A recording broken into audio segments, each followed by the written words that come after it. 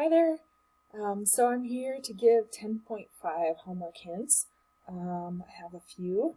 The first one, man, for me, it started off with seriously the hardest problem in the whole thing.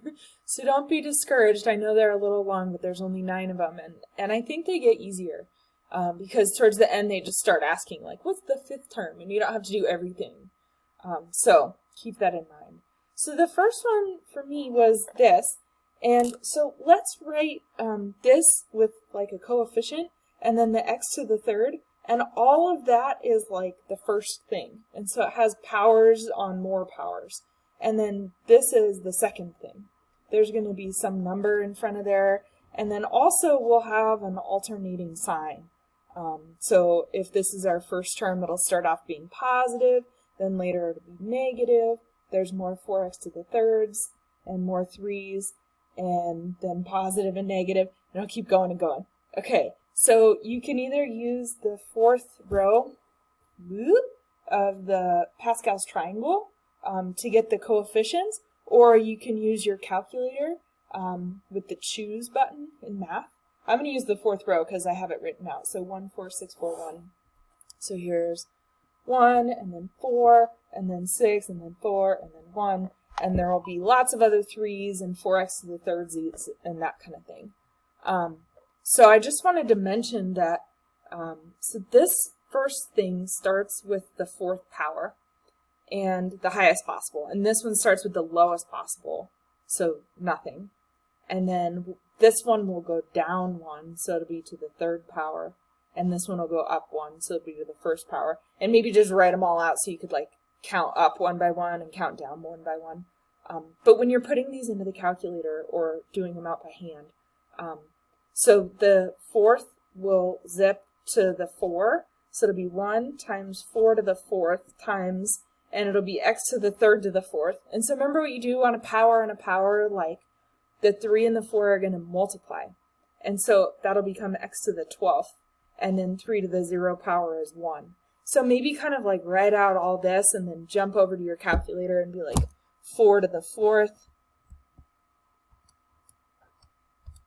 is 256 times 1 times another one is still 256. So my first term is a positive 256x to the 12th. And then you come over here and you're okay, excuse me, there's a minus, there's a 4, there's a 4 to the 3rd, which you can do out in your calculator or just write out. And then there's an x to the 3rd, so multiply those exponents, x to the 9th, and then 3 to the 1.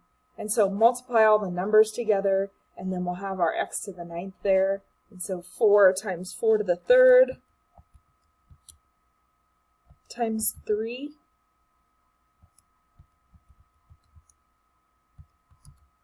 will be 768, I think. X to the 9th, yada, yada, yada, yada. So that's how to do an exponent on an exponent. There's a couple of those. Okay, the next one I want to talk about, and then we'll be halfway done, is number 2. So I told you they start hard. So this one's a little different because it just has a number. So there's a letter and then a number. So instead of 2 variables, we only have 1. That's totally fine though.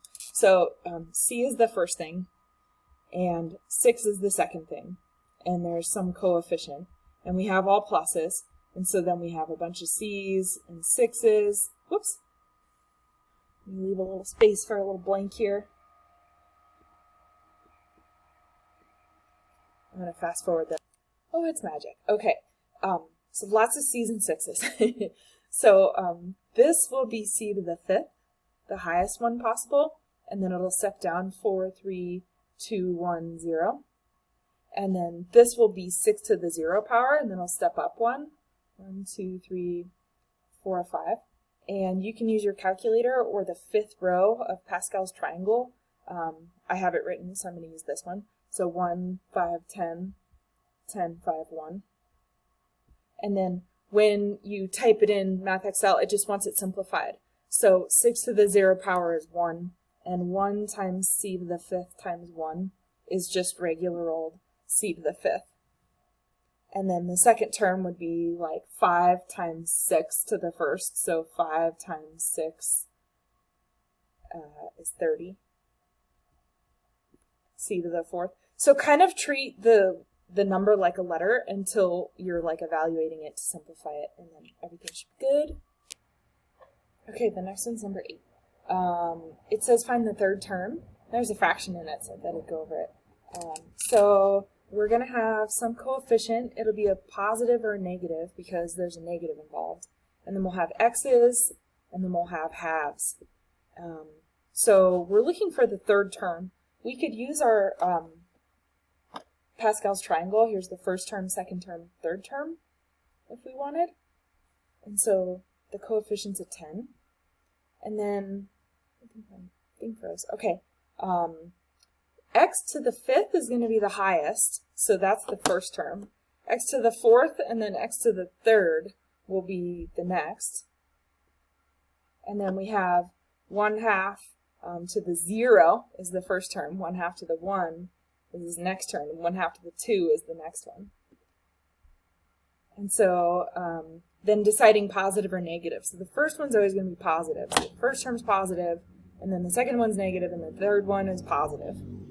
So we'll have a positive 10, x to the third, times 1/2 squared. You can think of that as the 2 sort of like distributing, so 1 over 2 squared, which is 4, or you can think of it as a half times a half, 1/2 times itself, multiply top to top and bottom to bottom. Either way, you get a fourth. Okay, so we have 10x to the third times a fourth, otherwise known as 10 times a fourth times x to the third, otherwise known as 10 over 1 times a fourth.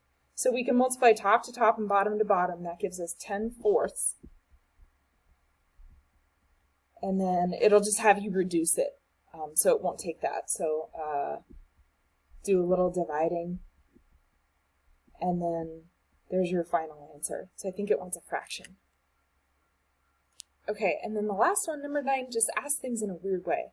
It doesn't say which term to find. It says find the term that has y to the 15th in it. So there's going to be like a whole bunch of stuff, and then there's going to be a plus because there's only pluses, and some coefficient, and then x squareds to the something or other power, and y's to the something or other power, and we know that we want that to be 15. So one thing that we know is this power and this power have to add up to be that power. So this power must be a 7 on there, a big giant 7. And then to find the coefficient, maybe we should use our calculator. And there's definitely like 22 things to choose from. We're in the 22nd row. And we want to choose this same number of them. We want to choose 15 of them. So these are the same. And if we enter that in our calculator, then we have 22, choose 15, which is 170,544. And then x squared to the 7th power, power on a power, we'll just simplify to x to the 14th. So maybe there's a way to do it instead of having to write them all out.